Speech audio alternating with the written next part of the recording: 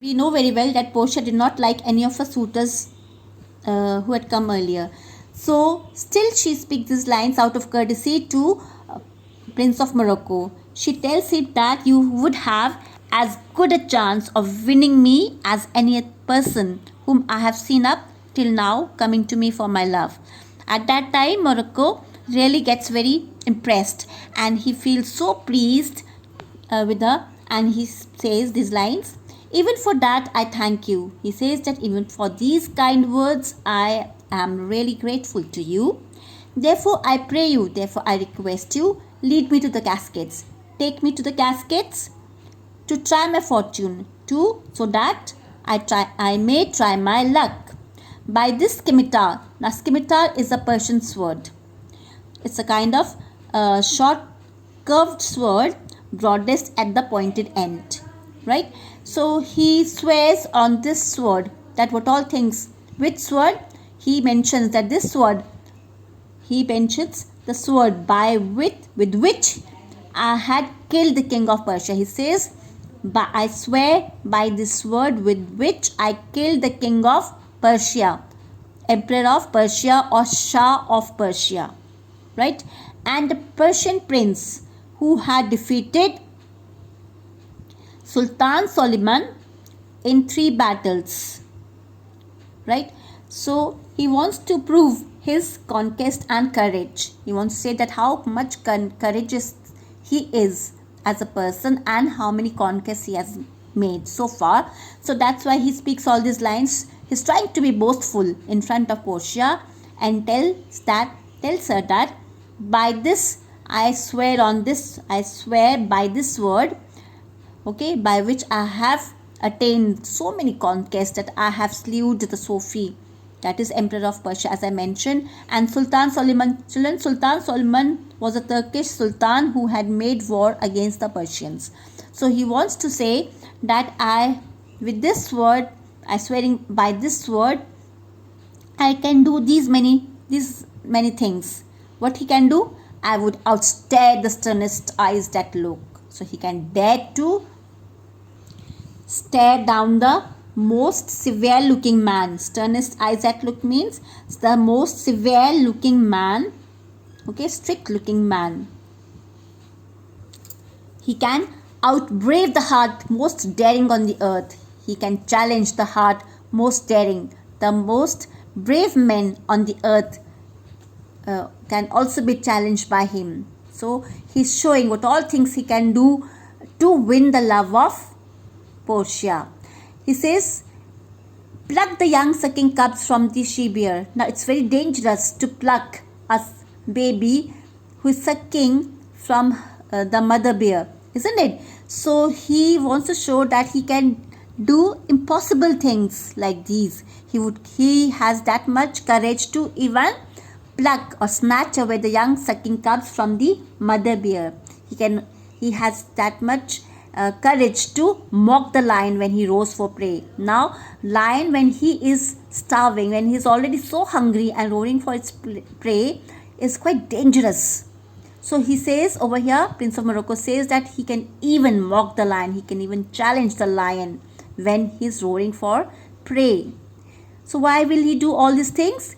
In order to win thee, lady. In order to win you, I can do the impossible things. Then he comes to this fact. He says, but alas the while. Alas over here. Then he suddenly laments on the fact. Why does he lament? He says he just remembers the tale of Hercules and Lichas. Now I just want to mention this. Now Hercules was a Greek hero, okay. In Greek and Roman mythology, he was a hero of enormous strength and vigor, okay. He chose to perform 12 difficult tasks in order to win the immortality, and as a result he did win and was ranked among the gods. He was ranked among the gods. So he was such a strong personality, and Lichas was his servant.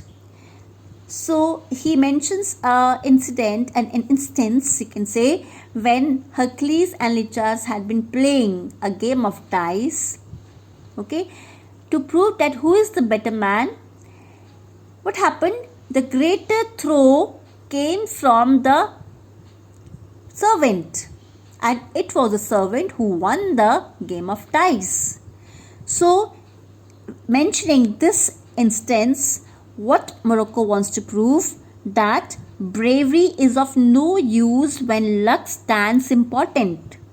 Okay, sometimes what happens, over here the greater throw may turn by fortune from the weaker hand. Sometimes the winning throw may come by chance from the hand of a weaker person.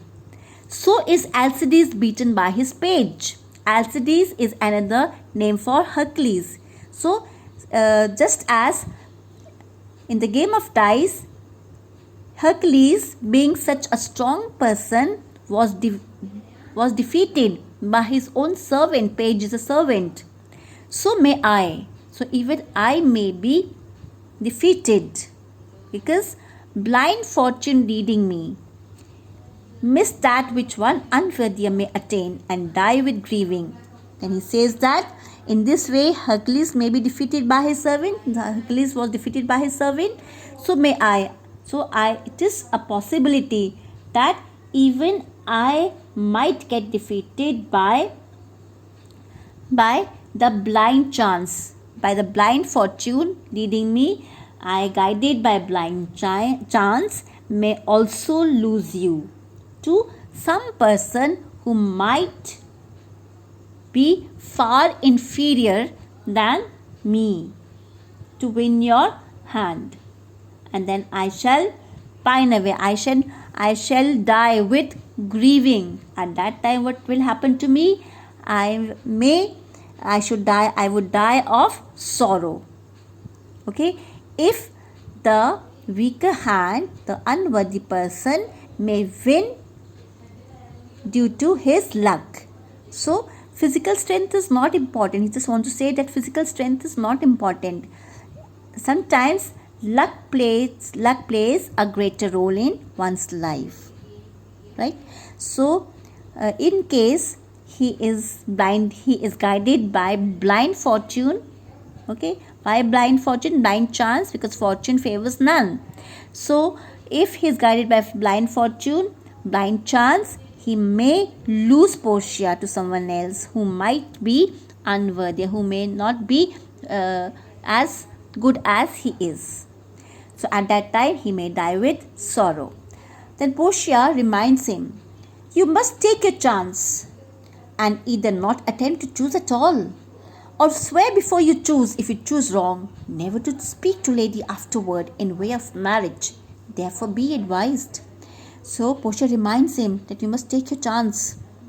In fact, you should not attempt to choose the casket at all, or even if you choose the casket, you should think twice. If you choose the wrong casket, then you will have to promise that you will never again speak to any lady or woo another lady with the proposal of marriage. So she means to say that you must decide either not to try to choose at all, or swear before you make the choice that if you fail to choose rightly, then you will never afterwards propose marriage to any other woman. Therefore, take thought before you decide. That's what Portia says to Morocco. Morocco says, nor will not. Come, bring me unto my chance. Over here, Morocco becomes confident. He says, no, I will not. Okay, I will not. Then says, come, bring me to the place that I may make my choice. Let me try my luck. Right? Take me to the cascades to test my luck. So Portia says, first, forward to the temple. After dinner, your hazard shall be made. Now she says, first go to the church where oath has to be taken. Okay, why she wants him to go to the temple? That first you have to swear that you're not going to ask for somebody else's hand. In case you fail to choose the right cascade. So you should go to the church to take the oath first. Then after dinner, your lottery will come after dinner. So after dinner you hazard is your choice, the risk which you will make shall be after the dinner. So Morocco says, good fortune then, to make me blessed or cursed among men. Then he says, may I have a good fortune. Then he says, good luck then. The choice of the cascade will make me either the happiest person or the most miserable man on the earth. Right? So up till here in this video. In the next video we'll continue with Act 2, Scene 2. Thank you very much.